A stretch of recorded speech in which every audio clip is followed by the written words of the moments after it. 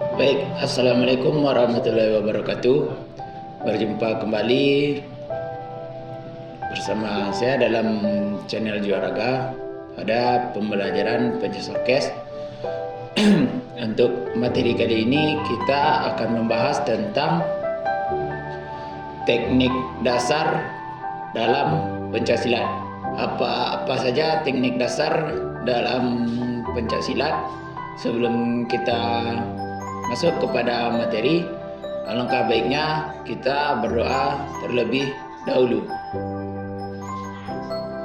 Baik, untuk teknik dasar pencaksilat yang pertama yaitu ada kuda-kuda, di mana kuda-kuda ini sangat mendasar dan penting bagi seorang pesilat.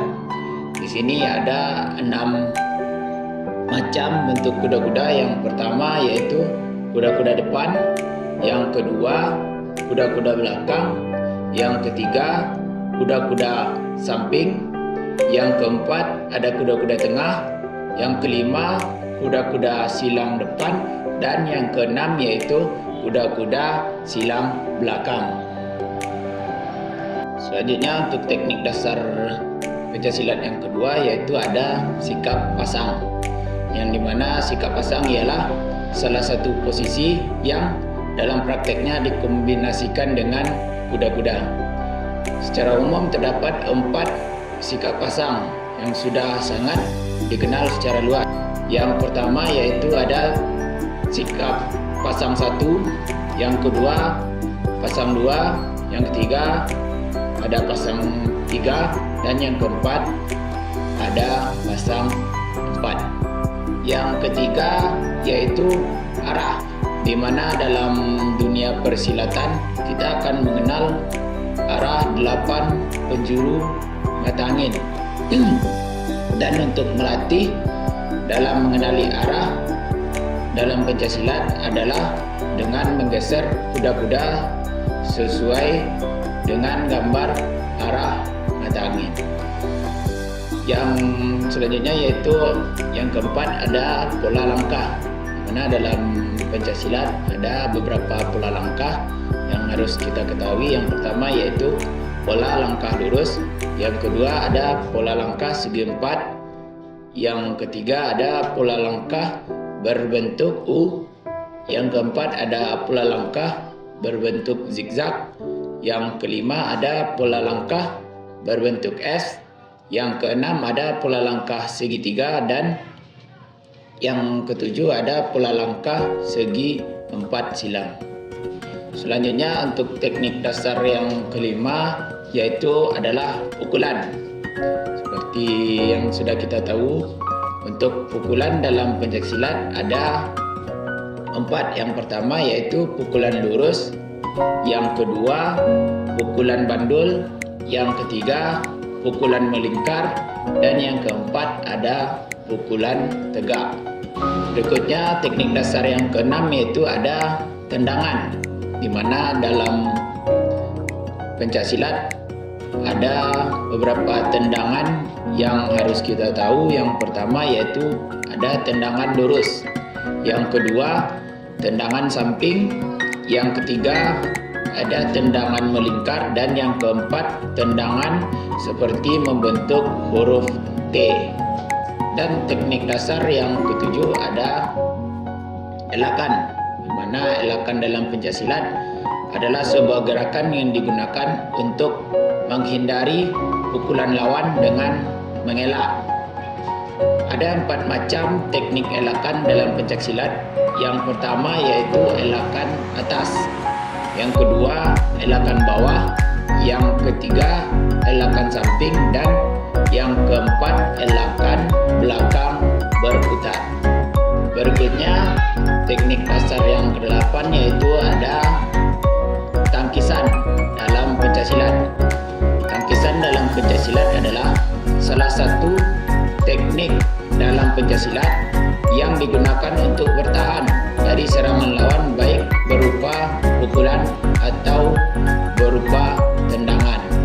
Ada 4 jenis tangkisan yang perlu kita ketahui dalam pencaksilat. Yang pertama yaitu ada tangkisan luar, yang kedua ada tangkisan atas, yang ketiga ada tangkisan bawah, dan yang keempat ada tangkisan dalam.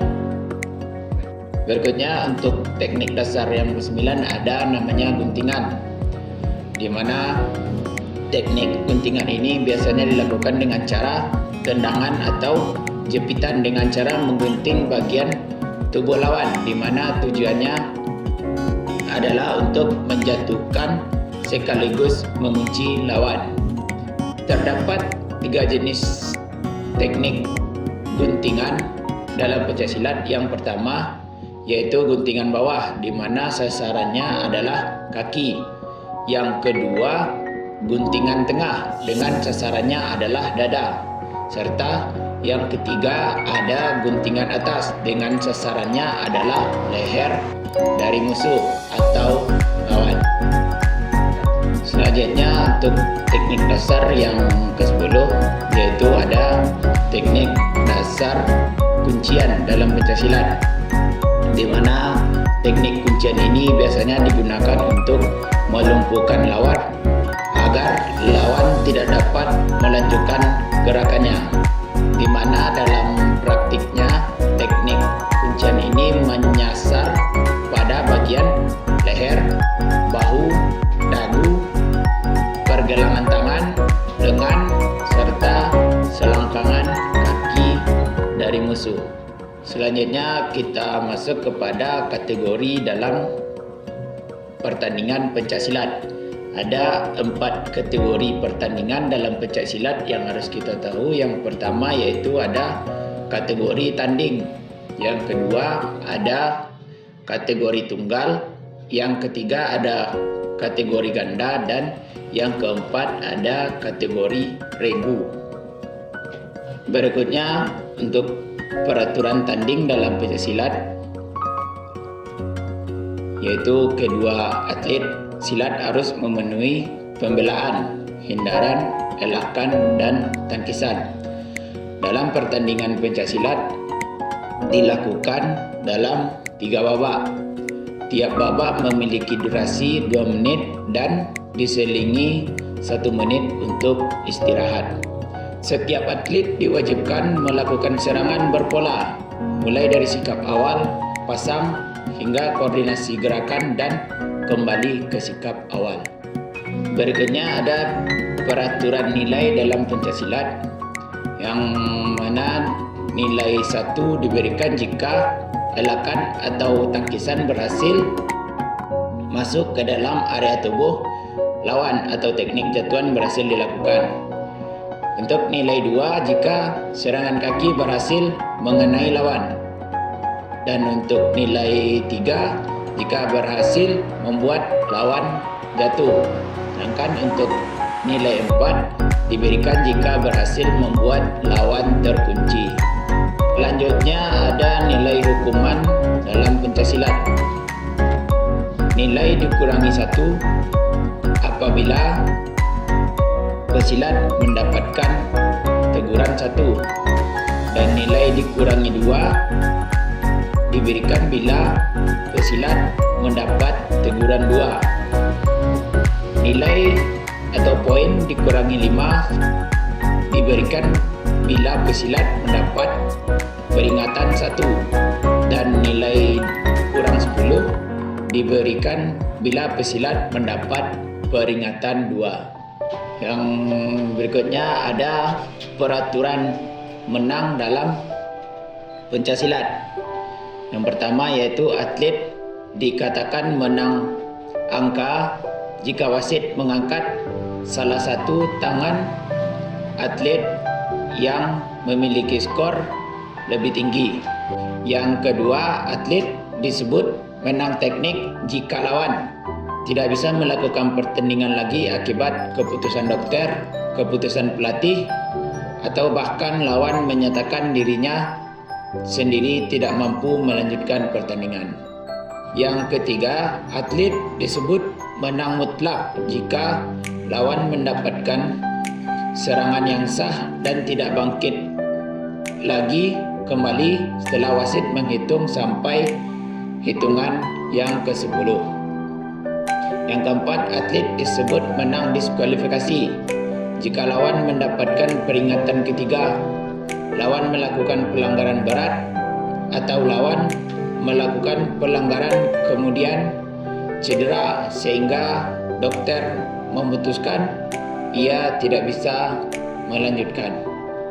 Yang kelima, atlet dapat menang karena pertandingan tidak seimbang.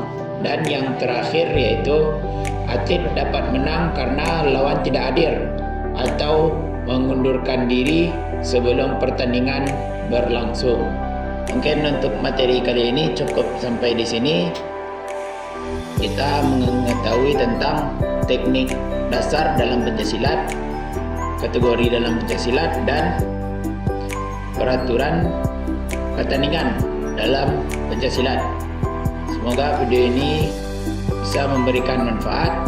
Ingat, selalu stay healthy dan selalu jaga kesehatan.